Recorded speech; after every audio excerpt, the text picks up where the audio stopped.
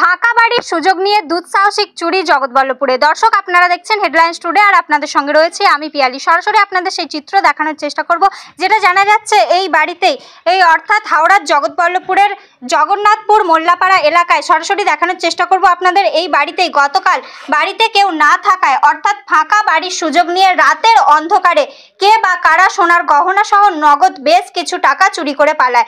স্থানীয় সূত্রে যেটা জানা যাচ্ছে, নূর মোহাম্মদ আব্বাসী নামের জগন্নাথপুর মোল্লাপাড়ার বাসিন্দা গতকাল রাতে আনুমানিক 10টা নাগাদ বাড়িতে ফিরে দেখেন বাড়ির সিসিটিভির ক্যামেরা ভাঙা অবস্থায় পড়ে রয়েছে এবং বাড়ির ছাদের দরজার তালাও ভাঙা রয়েছে। তারপর রুমের দরজা খুলে দেখেন রুমের ভিতরে থাকা আলমারি ভাঙার অবস্থায় রয়েছে এবং আলমারির ভিতরে থাকা যাবতীয় সোনার গহনা থেকে শুরু করে নগদ বেশ কিছু টাকা কে বা কারা চুরি করে পালায়। এই ঘটনার খবর পেয়ে ঘটনাস্থলে পৌঁছায় জগৎবল্লভপুর থানার পুলিশ। ইতিমধ্যে গোটা ঘটনার তদন্ত শুরু করেছেন পুলিশ। যেটা জানা যাচ্ছে, আনুমানিক লক্ষাধিক টাকার সোনার গহনা ও টাকা পয়সা চুরি যায় এদিন এই বাড়ি থেকেই।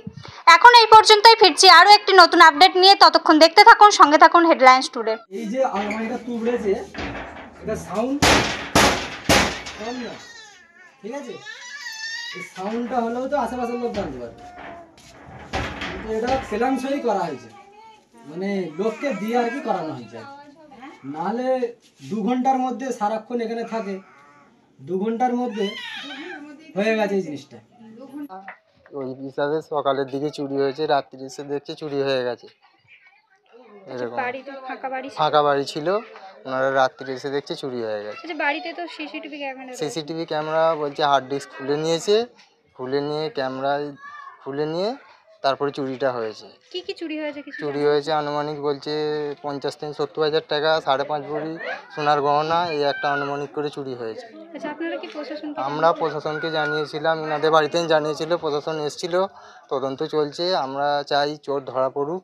কতটা আতঙ্কের মধ্যে আতঙ্ক তো আমরা আর বাড়ি ছেড়ে অন্য জায়গায় যেতে পারছি না, যে ফাঁকা বাড়ি পেলে হয়তো এরকম হতে পারে, একটা আতঙ্কের মধ্যে আছি।